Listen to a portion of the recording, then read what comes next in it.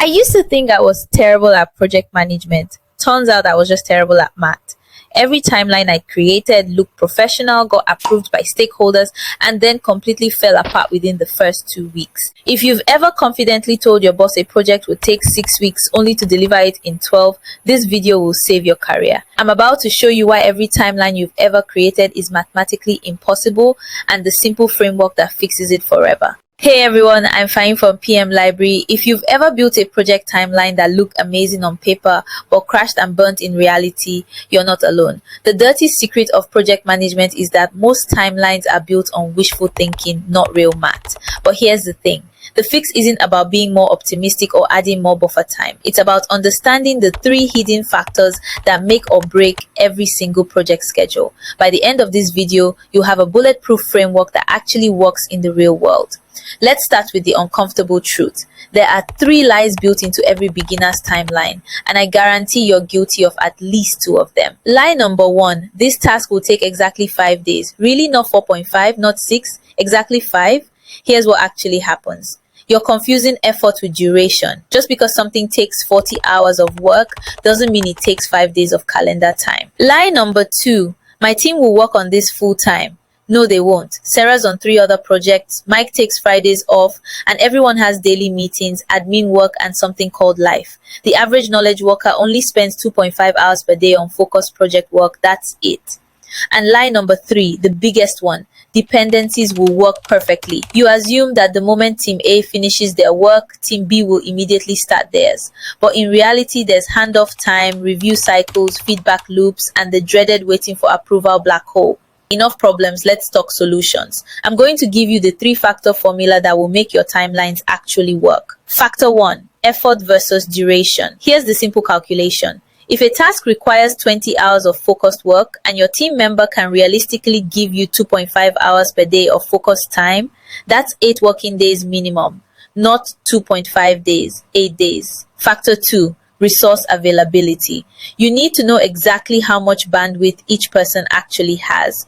I use what I call the reality check. For every person on your project, calculate their actual available hours per week. Full-time employee with meetings and admin work, maybe 15 to 20 hours max for project work. Factor 3, dependency buffers. For every handoff between teams or departments, add what I call a handoff buffer.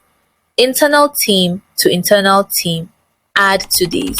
Internal team to external vendor, add 5 days.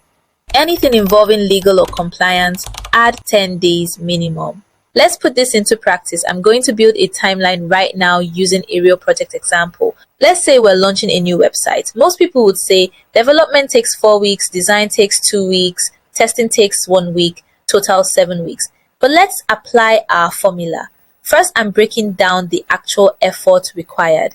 Design is in 2 weeks. It's 60 hours of actual design work. Our designer Sarah can give us 15 hours per week of focused design time, so that's 4 weeks minimum, not 2. See the difference? Now for dependencies. Design has to be approved by the client before development starts. That's an external handoff, so I'm adding 5 days buffer. Development is internal, but then it goes to our testing team. That's internal handoff, so 2 days buffer. Quick pause. If this framework is already making you rethink how you've been building timelines, do me a favor and hit that subscribe button. I break down project management secrets like this every week, and having you as part of this community means everything to me. Alright, let's get back to building this bulletproof timeline. Here's the pro level tip that separates amateur project coordinators from strategic project managers. Always build 2 timelines. Timeline A is your everything goes perfect version. This is what you use internally for planning. Timeline B is your real-world version that accounts for everything we just discussed. This is what you present to stakeholders. Why? Because when you deliver timeline B early, you look like a hero. When you deliver timeline A late, you look incompetent. The math is the same, but the perception is completely different.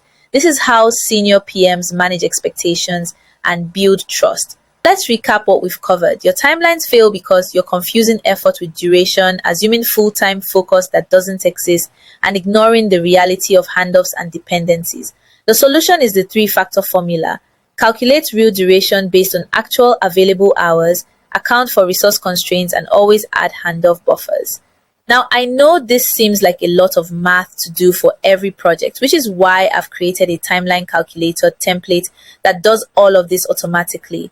Just plug in your numbers and it spits out realistic timelines using this exact formula. It's part of my Project Manager's starter kit and the link is right at the top of the description. Thanks for watching. If you want to learn what to do after you've built your bulletproof timeline, check out my video on how to track project progress without micromanaging your team. The link is right here on screen. See ya!